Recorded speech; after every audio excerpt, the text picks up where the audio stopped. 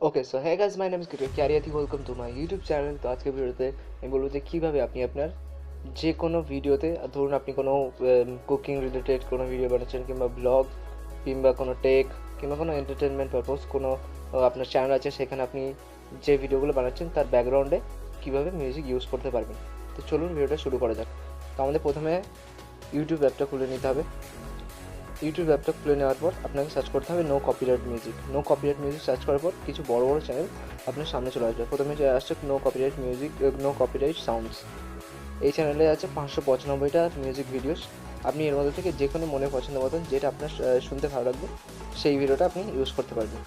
তো ধরুন আমার এই মিউজিকটা ভালো লেগেছে, আপনার যে শুনতে যে মিউজিকটা ভালো লাগবে, যে আপনার চ্যানেলের জন্য যে মিউজিকটা সুইটেবল, আপনি সেই মিউজিকটাই ইউজ করবেন আপনার ভিডিও। ধরুন আমার এই ভিডিওটা ভালো লাগে, এই ভিডিওর মিউজিকের সাউন্ডটা ভালো লেগেছে আমার, তাহলে আমি কী করবো, থ্রি ডটসে ক্লিক করার পর এই যে শেয়ারের অপশান আছে, শেয়ারের অপশানে ক্লিক করতে হবে। কারণ আমাকে তো প্রথমে মিউজিকটা ডাউনলোড করতে হবে, তারপর তো আমি আমার ভিডিওতে ইউজ করতে পারবো। তাই জন্য কী করতে হবে, থ্রি ডটসে ক্লিক করার পর এই কপি লিঙ্কে ক্লিক করতে হবে। কপি লিঙ্কে ক্লিক করলাম। ক্লিক করার পর আমি মিউজিকটা ডাউনলোড করব, এই ইউটিউবের ভিডিওটা ডাউনলোড করব savefrom.net। তাহলে আপনার ফোনে যদি গুগল ক্রোম থাকে, অলরেডি সবার ফোনে আগে থেকে ইনস্টল করা থাকে, যদি না ইনস্টল করা থাকে তাহলে গুগল ক্রোম ইনস্টল করে নেবেন। ইনস্টল করে নেওয়ার পর সার্চ করবেন savefrom.net।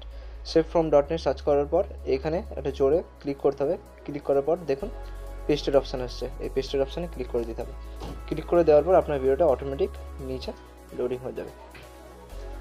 তো চলুন দেখুন ভিডিওটা চলে এসছে। তারপর আমি কী করবো, MP4 360 আছে, আমি এটাতে ক্লিক করে ভিডিওটাকে ডাউনলোড করে নেবো। ভিডিওটা ডাউনলোড হয়ে যাওয়ার পর আপনি ডাউনলোড করে নেবেন। ডাউনলোড হয়ে যাওয়ার পর আপনি আপনার যে ভিডিওর মধ্যে এটা ইউজ করতে চান সেই ভিডিওটাতে ইউজ করবেন। ইউজ করার পর কী করতে হবে, আপনি যে মিউজিকটা সিলেক্ট করেছেন মনে রাখবেন সেই মিউজিকটা যে গিয়েছে, কিংবা মিউজিকটার যে লিঙ্ক আছে সেটা আপনার ভিডিওর ডিসক্রিপশানে পেস্ট করতে হবে। চলুন দেখিয়ে দিই।